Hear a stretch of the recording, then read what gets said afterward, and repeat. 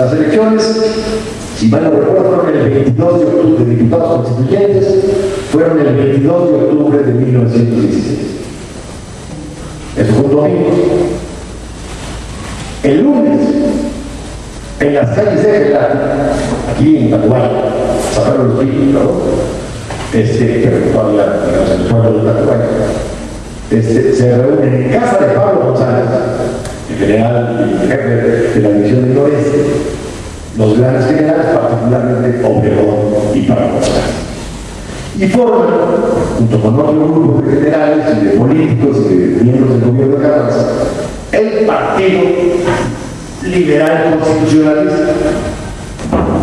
Fíjense bien, después de las elecciones, o sea, no se hace el partido para que los diputados constituyentes, los candidatos, hagan campaña. Entonces, ya una vez electos, se juntan, digamos, se hace esta reunión, se hace como un grupo sanante, años después, pero un pacto político de veras, y forman el Partido Liberal Constitucionalista. ¿Y qué creen que hace el Partido Liberal Constitucionalista? ¿Cuál es el primer acto que hace el Partido Liberal Constitucionalista? Bueno, se juntan el lunes, el martes mismo deciden, digamos, que el candidato a la presidencia de la República, después del Congreso Constituyente, es el primer Venustiano Carranza. Y el miércoles se van al Palacio Nacional, en el Salón Verde del Palacio Nacional, llegan los generales Álvaro Obregón y Pablo González a decir: nosotros no vamos a jugar la presidencia, y apoyamos la candidatura de Venustiano Carranza. ¿Qué es lo que se logra con este pacto político? Si los políticos nunca los vamos a entender, si no entendemos que se mueven, nos movemos por ambición.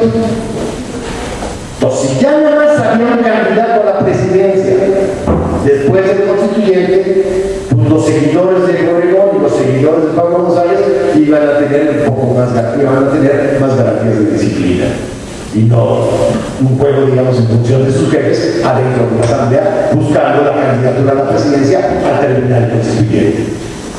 Entonces, ese es también un factor que nos explica cómo se hace el pacto político entre los principales para sacar del constituyente, para que no contaminara al constituyente la relativa, digamos, a las aspiraciones de uno o de otro a la presidencia de la República. Vean ahorita, digamos, cómo se mueven estos congresos o los congresos locales, pues en función de quién es el gobernador, quién es el titular, quién es el candidato, no quién es el candidato, aún con la disciplina de los partidos, es un poco, digamos, porque está en juego mucho dentro de los congresos. Entonces, lo que logra Carranza es sacar ese punto. Pero si dirán ustedes, bueno, ¿y por qué lo obedecieron? Pues porque les fijó otra regla. Ya entre los diputados, entre los miembros del gobierno, había muchos que querían ser gobernadores. Entonces dijo: solo si termina la Constitución el 31 de enero, después de que termine la Constitución, y ya que esté pacificado cada estado, o conforme se vaya pacificando cada uno de los estados, y ya no haya rebeliones, que haya condiciones para hacer elecciones, entonces yo, como presidente constitucional, ya que sea yo presidente constitucional, o el que sea presidente constitucional, convoca a elecciones estado por estado. ¿Quiénes fueron y cómo votaron en realidad los constituyentes? Si nuestros padres fundadores del siglo XX fueron mayoritariamente, digamos, personal, empleados, no creo que sea necesariamente el término, podría ser funcionarios de nivel intermedio para arriba, del gobierno preconstitucional, ya fuera a nivel del gobierno federal o a nivel de los gobiernos preconstitucionales de los estados. Básicamente funcionarios, digamos, civiles o militares de la federación estatal, digamos, o incluso municipales de nivel intermedio para arriba. Sí, en su conjunto se puede decir que fueron los cuadros más preparados con los que contaba el funcionario. Se dice mucho, bueno, es que no estaban tan preparados como los grandes hombres del Congreso Liberal de 1856-57. La verdad, de acuerdo a la época, había un núcleo sustancial, no solo los delictivos, sino entre los que más intervienen y demás, que finalmente sí eran los hombres más preparados con los que contaba el constitucionalismo. La facción triunfadora eran sus hombres más preparados. En cuestiones, por ejemplo, jurídicas, pues hay que decir la verdad, que los abogados con más méritos académicos no eran precisamente revolucionarios, eran los papelistas que estaban en el exilio, y había muchos alumnos de ellos, había muchos compañeros de ellos, pero el núcleo fuerte de abogados se agarró sus cosas y se fue del país.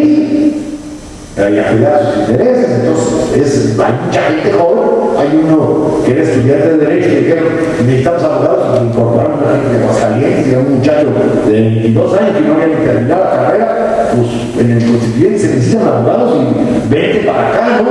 O sea, en ese sentido hay mucho joven. Pero es decir, es más que nada fundamentalmente una burocracia, un funcionariado político emergente.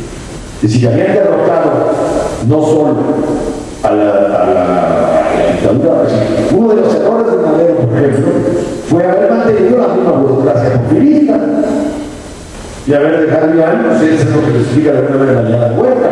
No, en la caída de Huerta sí, hay una limpia general de funcionarios a nivel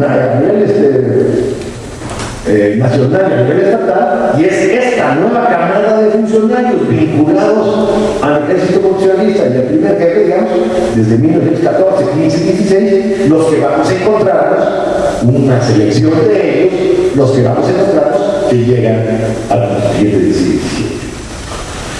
De los 218 diputados que se presentaron, hay datos biográficos confiables, nada más de 150. Ya, más allá de dónde nació, cuándo murió y qué fue después.